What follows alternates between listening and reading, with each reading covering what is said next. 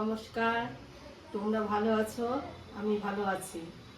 তা দেখো, আজকে আমি সকালবেলা উঠে নিয়ে এই পুজো আসতো এসব ভোগ টোগ দিয়ে নিয়ে পুজো করে আজকে আমি একটা রেসিপি করব নিরামিষ। সেটা আমি রান্নাঘরে গিয়ে তোমাদের দেখাবো।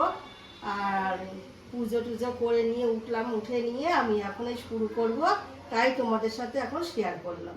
আমি রান্নাঘরে চলে এসেছি। এখন তোমাদের যেটা আমি দেখাবো কি রান্না করব, তোমরা দেখতে লাগো। এই দেখো, আলু আর সজনে ডাঁটা, এইটা আমি সর্ষে পোস্ত আর কাঁচা লঙ্কা দিয়ে এটা আমি গা মাখা চচ্চড়ি করব।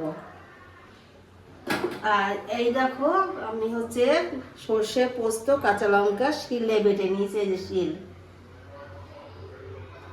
আর এবার আমি গ্যাস ধরাচ্ছি, ধরিয়ে নিয়ে আমি এবার চাপাবো।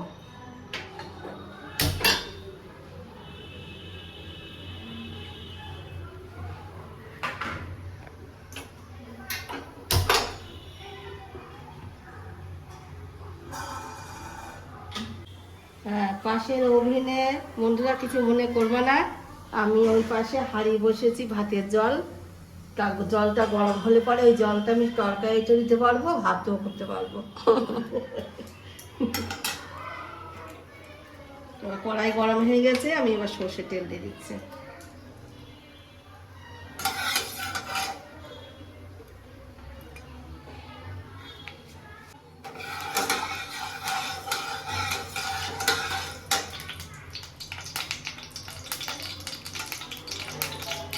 এই রান্নাটা গ্রাম্য রান্না। আগে আমার মা, কাকিমা, ঠাকুমাদের সব রান্না করতে দেখেছি, এইভাবে রান্না করতে। তারা কোনো সময় জন্য বেশি, এখন তো সময় পেঁয়াজ রসুনটা বেশি খায়, আগে অত ওইসব ছিল না, পেঁয়াজ রসুন ছাড়াই সব রান্না করতো। তো সেই রান্নাটাই আমি আজকে তোমাদের দেখাবো। এই 5 ফোড়ন দিলাম।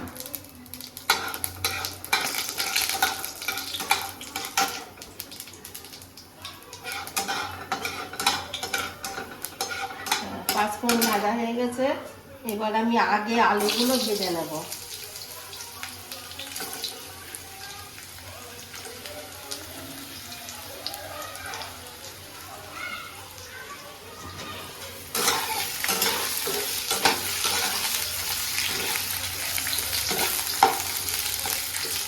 একটু লবণ দিয়ে দিচ্ছি।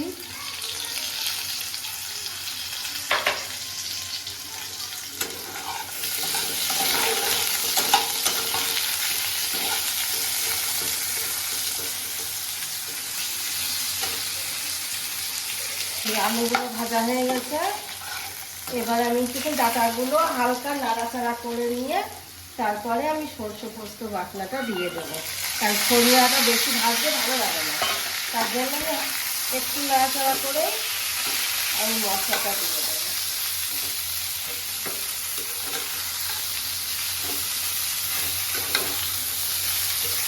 এইটা যে সরু সরু ডাঁটা দেখছো না, এটা দেশি দেশি সজনে ডাঁটা, ওই জন্য এইগুলো সরু সরু। আর নাজনে ডাঁটা, ডাঁটা যেগুলো মানে ইয়ে আছে, এগুলো হয় মোটা মোটা, আর এগুলো দেশি বলে সরু।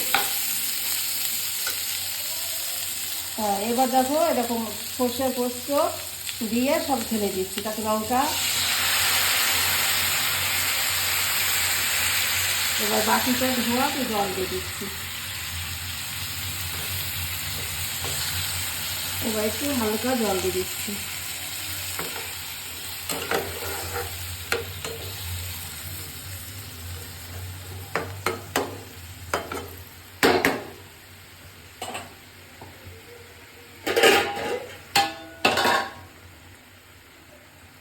এবার আমি ঢাকা দিয়ে দিচ্ছি, তারপর সেদ্ধ হলে পরে তখন আমি আলগা করব, তখন তোমাদের দেখাবো কেমন হলো তরকারিটা।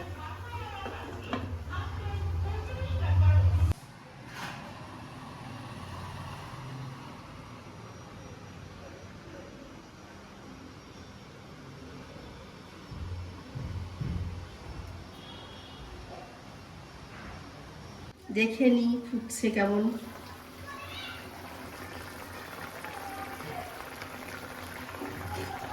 আর একটু হবে।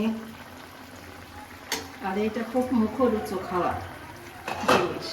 কারোর মুখ অরুচি হয়, সর্দি কাশি হলে বা মুখটা মানে বিস্বাদ হয়ে যায়, এরকম এই তরকারিটা করে আপনারা খেয়ে দেখবেন, মানে কেমন হবে। আগে আমি করে নিই দেখাবো, তখন আপনারা এইভাবে আপনারাও ঘরে ঘরে আপনারা তৈরি করে খেয়ে দেখবেন। দেখো এবার আমি এই সবজির তরকারিটা যেটা করছিলাম আলগা করে নিয়ে দেখি কেমন হয়েছে।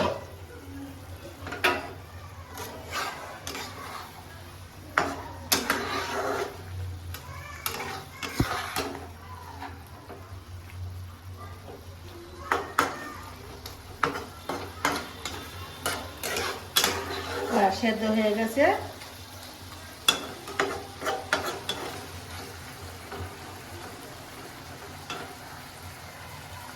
এবার নামানোর আগ দিয়ে আমি একটু সর্ষের তেল দেবো কাঁচা।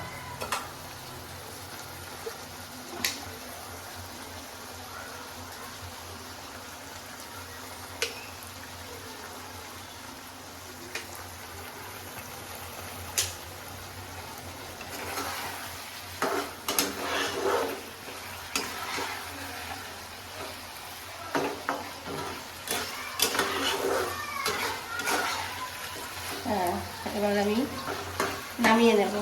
হয়ে গেছে।